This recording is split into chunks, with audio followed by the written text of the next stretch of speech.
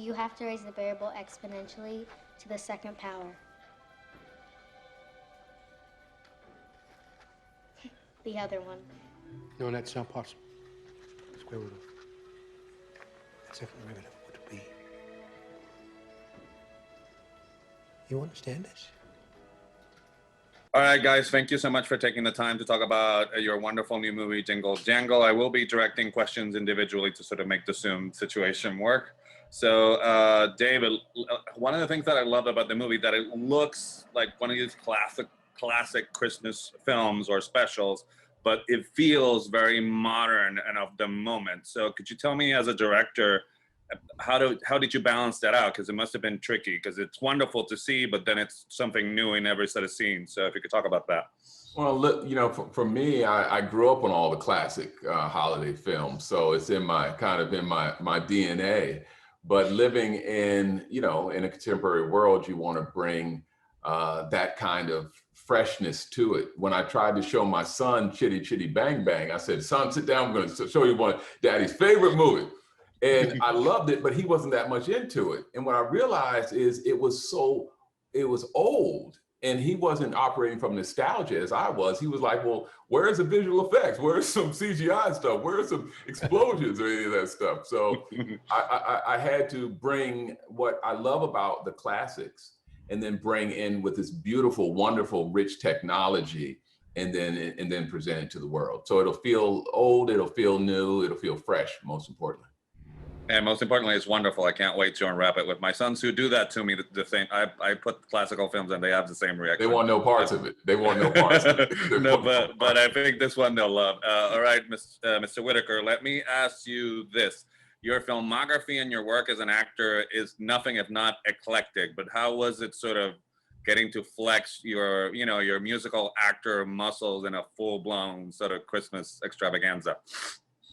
I mean, it was exciting. I mean, I haven't done really a musical since I was in high school, you know, and that's kind of how I first started into the arts and stuff.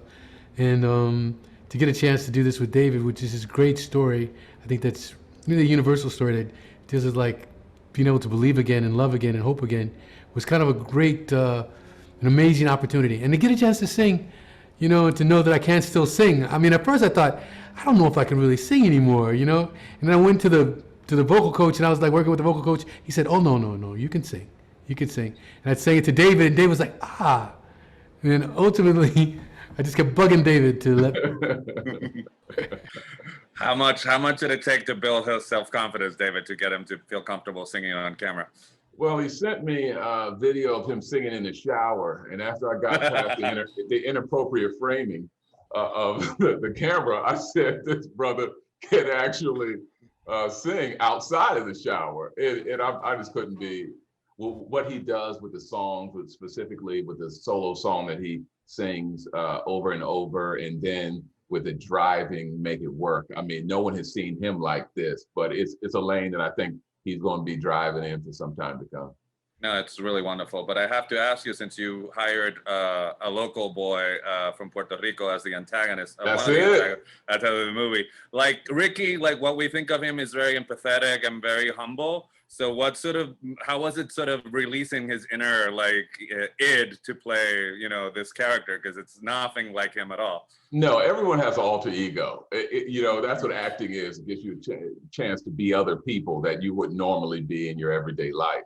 And so, you know, Ricky just loved the character. He loved that he could dive in and be edgier and be, you know, comedic and all of that. And it was just special. While he was doing the voiceover, though, the most amazing moment is it was my wife's birthday. So when she came in, he sung in Spanish, "Happy Birthday" to her. And I carried her out in my palm of my hands because she had melted, and so I had to carry her back. But I mean, Ricky was just amazing to work with. Just his spirit, his soul, and the song was just amazing. So, Mr. Whitaker, it would have been easy to sort of make him a grumpy old man, which is not, but talk about sort of the challenge of, even when he's emotionally stilted, you do get to facilitate comedy and the tone of the movie for us. Was that a challenge in terms of even when he's like still not thawed emotionally? Yeah, when he's kind of down and still just functioning and stuff. No, I mean, that was what was a great challenge, you know, in these old characters like you're talking about from these classic movies that have a different type of grumpiness, you know what I mean? There's still like a little bit of like a little smile inside of it, and I got a chance to do that. And you know, I think it begins right away with when Lisa like comes in and she's like trying to flirt with me and get me to do something with her, and and I'm like trying to, just the rhythms like take me to be able to find the humor as I try to get away from her. Like I say like Pepe Le Pew and the cat,